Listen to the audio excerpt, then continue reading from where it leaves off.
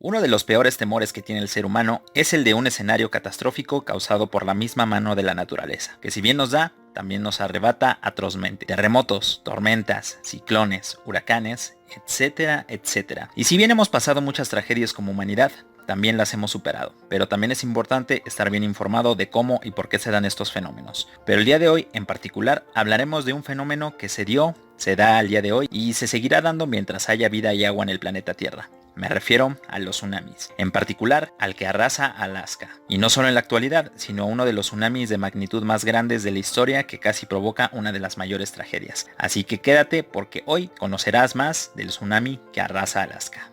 Para poder empezar necesitamos tener en claro qué es un tsunami. Tsunami viene del japonés que podría separarse en dos palabras, tanto para el japonés como para el español.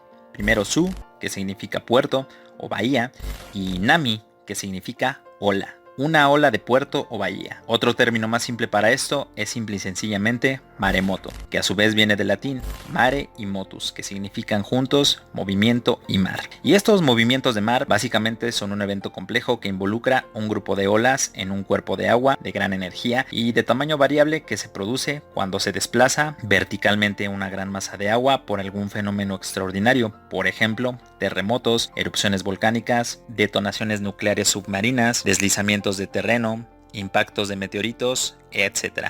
A diferencia de las olas oceánicas normalmente producidas por el viento o las mareas que son generadas por la atracción gravitatoria del Sol y la Luna, un tsunami es generado por el desplazamiento de agua. Los tsunamis con olas desproporcionadamente altas se denominan megatsunamis. Este tipo de olas desplazan una cantidad de agua muy superior a las olas superficiales producidas por el viento. Se calcula que el 75% de estos fenómenos son provocados por terremotos, en cuyo caso reciben el nombre más correcto y preciso de tsunamis tectónicos. La energía de un maremoto depende de su altura, de su longitud y de la longitud de su frente. La energía total descargada sobre la zona costera también dependerá de la cantidad de picos que lleve el tren de ondas. Es frecuente que un tsunami que viaja a grandes distancias disminuya la altura de sus olas, pero siempre mantendrá una velocidad determinada por la profundidad sobre la cual el tsunami se desplaza. Normalmente, en el caso de los tsunamis tectónicos, la altura de la onda de tsunami en aguas profundas es el orden de 1 metro, pero la longitud de onda puede alcanzar algunos cientos de kilómetros.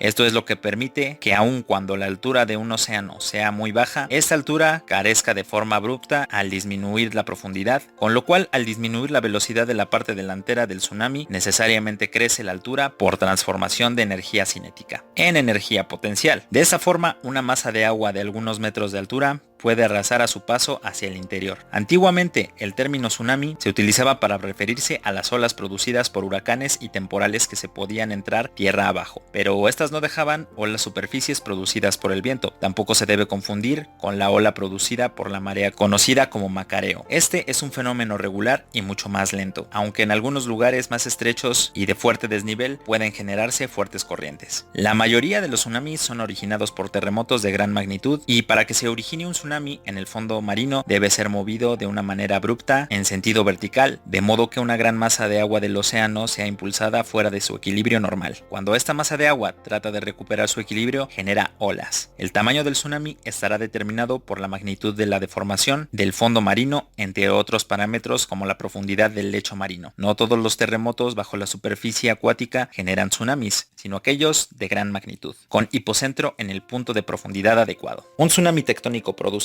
en un fondo oceánico de 5 kilómetros de profundidad desplazará toda una columna de agua desde el fondo hasta la superficie. El desplazamiento vertical puede ser tan solo a centímetros, pero si se produce la suficiente profundidad, la velocidad será muy alta y la energía transmitida a la onda será enorme. Aún así, en alta mar, la ola pasa casi desapercibida, ya que queda camuflada entre las ondas superficiales. Sin embargo, destacan en la quietud del fondo marino, el cual se agita en toda su profundidad. La zona más afectada por este tipo de fenómenos es el Océano Pacífico, debido a que se encuentra en una gran zona de sismos, en la más activa del planeta, de hecho, el Cinturón de Fuego. Por ello, es el único océano con un sistema de alertas verdaderamente eficaz. Y ahora sí, la pregunta del millón.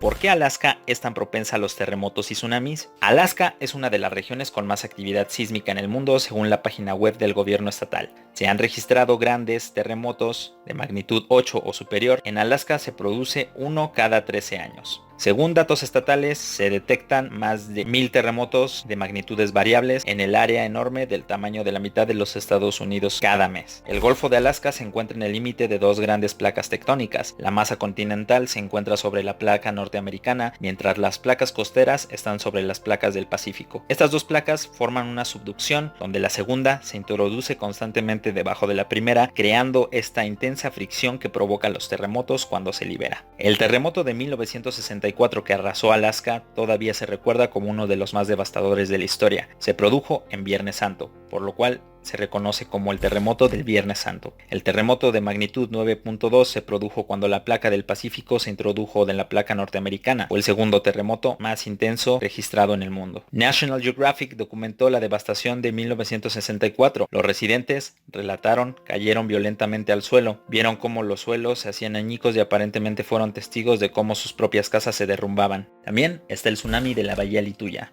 El tsunami de la Bahía Lituya fue un desastre natural ocurrido el 9 de julio de 1958 en la Bahía Lituya, al noreste del Golfo de Alaska. Un fuerte sismo de magnitud 8.3 que hizo que generara una ola de 520 metros, convirtiéndose en la ola más grande que se tenga registro en el mundo, llegando a calificarse el suceso como megatsunami más grande de la historia. El 9 de julio de 1958 a las 22:15 horas, hora local, un gran terremoto con una intensidad máxima percibida en la escala Mercalli tuvo su epicentro cerca de la cordillera de Fairweather, a 21 kilómetros al sureste de la bahía Lituya. El sismo se sintió en ciudades alrededor del sudeste de Alaska, en un área de 1 millón de kilómetros cuadrados, entre Seattle por sur y Whitehorse por el este de Alaska. Menos de 2 minutos después se desprendieron más de 30 millones de metros cúbicos de tierra y rocas glaciar por Lituya, al fondo de la bahía. El impacto hizo que se levantara una columna de agua de 520 metros de agua, que avanzó a la entrada de la bahía con una velocidad cercana a los 200 kilómetros por hora. La zona, que ya es parque reserva nacional, por lo que los alrededores están deshabitados, pero a la hora del sismo, 3 barcos pescadores se encontraban en la bahía. La embarcación de Vivian y Bill Swanson fue llevada por la ola deslizándose por el sur de Alaska, hasta la hora de la entrada, donde finalmente se hundió. Alcanzó a estar 30 metros sobre el nivel de los árboles y su hijo de 7 años lograron esquivar la ola con su embarcación, internándose en ella. Pero Orville Wagner y su esposa murieron aplastados por la pared de agua. En Yakutat, único asentamiento permaneciente en el epicentro hasta esos momentos, la ola del tsunami ocasionó daños en la vegetación en los alrededores, donde cayeron rocas de hasta 520 metros de altura, así como a lo largo de la bahía. Lo que ocurrió en Lituya cae en la característica especial de los denominados megatsunamis. Solo las olas de más de 100 metros entran en la calificación de megatsunamis. La región de Alaska donde ocurrió el sismo se encuentra sobre una falla tectónica cuyo movimiento causó el gran terremoto. La zona de la bahía de Lituya tiene una historia de eventos de megatsunami, pero el evento de 1958 fue el primero, para el cual se registraron suficientes datos hasta el momento.